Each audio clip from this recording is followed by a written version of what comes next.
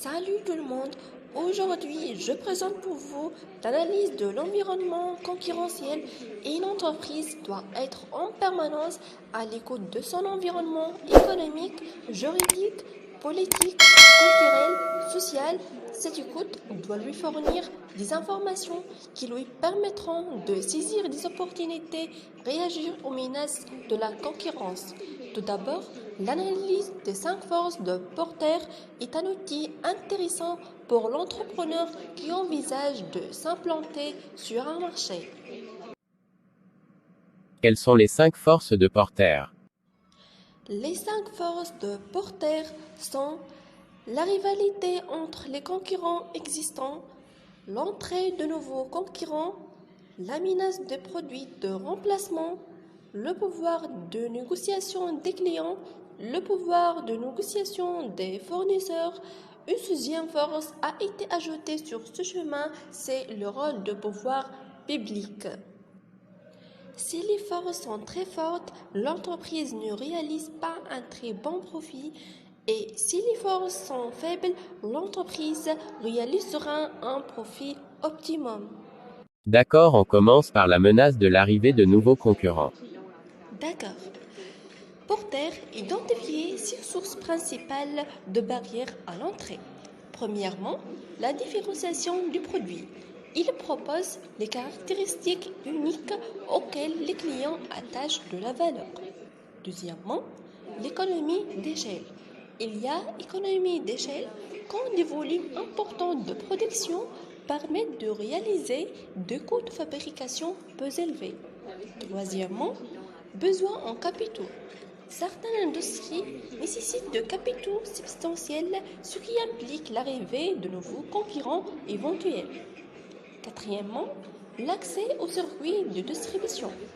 La difficulté d'accès à certains canaux de distribution permet à une firme d'adopter un canal différent.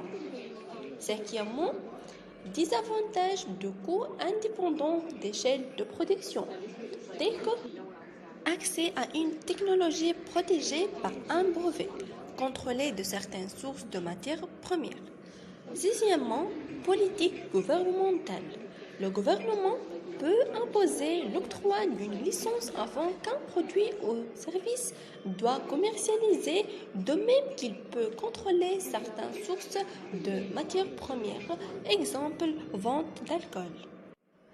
Ainsi, le nouvel entrant doit chercher à savoir si les entreprises existantes ont déjà repoussé de nouveaux arrivants, puisque les sociétés déjà installées peuvent déposer des ressources financières leur permettant de faire face à tout éventuel concurrent, tels que liquidité excédentaire et capacité d'endettement.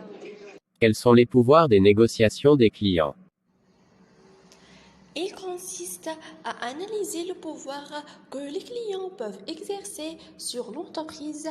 Il dépend du degré de concentration des clients et dépend aussi de la capacité d'intégration en amont, c'est-à-dire plus les produits sont standards et indifférenciés, plus il y a possibilité de s'approvisionner auprès d'autres fournisseurs et plus la concurrence sera alors vive.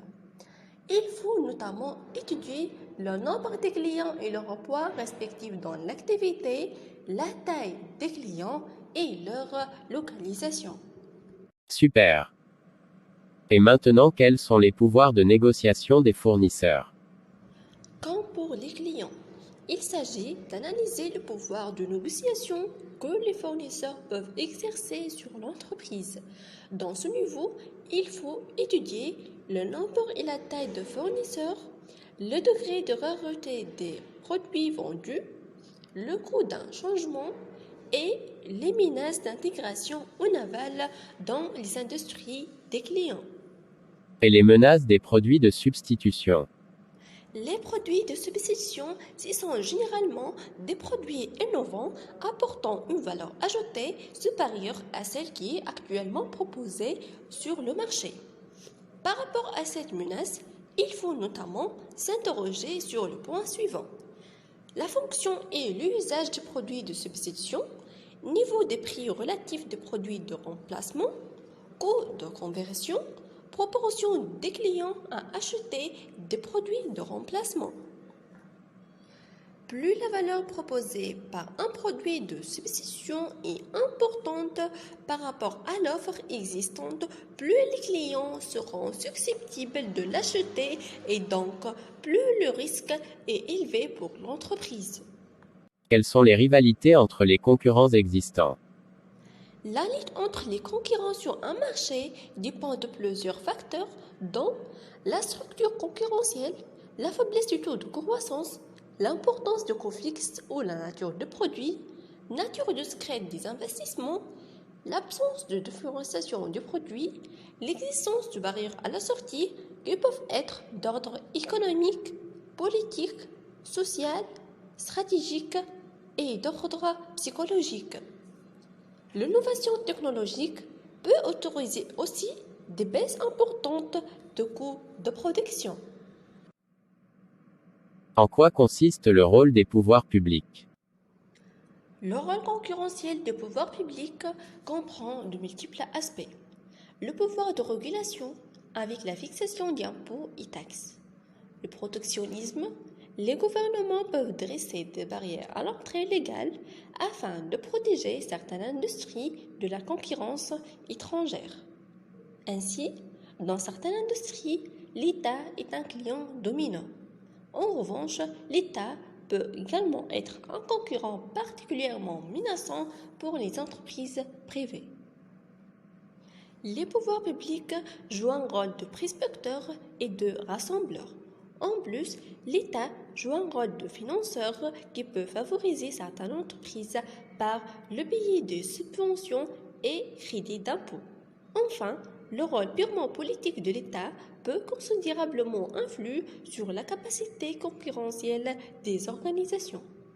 Après avoir analysé l'environnement concurrentiel, on constate que les 5 forces de Porter est l'une des étapes les plus importantes du processus de formulation de la stratégie.